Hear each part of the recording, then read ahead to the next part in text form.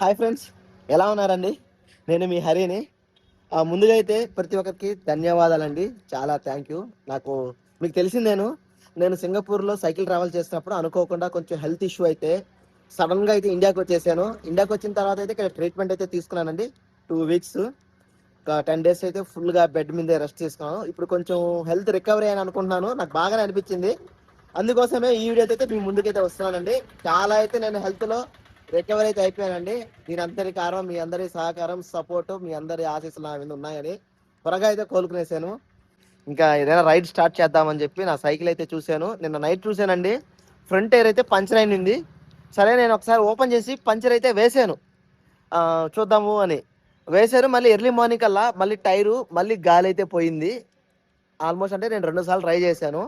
ఇంకా ఇది మనకు సెట్ అయ్యేటట్టుగా లేదని చెప్పి ఇంకా టైర్ అయితే బయట ప్రొఫెషనల్ ఉంటారు కదా సైకిలిస్టులు, సైకిల్ షాప్స్కి అయితే తీసుకెళ్ళి దీనికైతే పంచర్ అయితే వేపించేసుకొని ఇంకా రైడ్ అయితే స్టార్ట్ చేద్దాం అనుకుంటున్నాను. ట్యూబ్ అయితే ఓపెన్ చేశారు.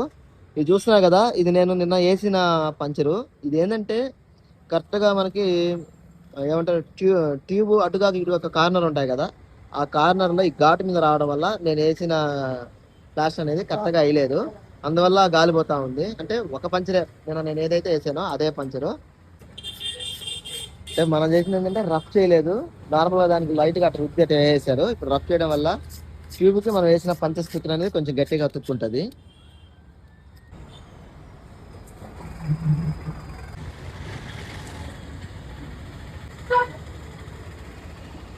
నాకైతే మైండ్లో ఒక 3 రైడ్స్ అయితే ఉన్నాయి.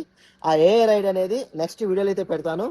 ఈ వీడియోలో అయితే మీరు నేను రైడ్ అనేది ఇండియాలో చేయాలా లేదంటే బయట ఏదైనా కంట్రీలో చేయాలనేది కామెంట్ అయితే పెట్టండి.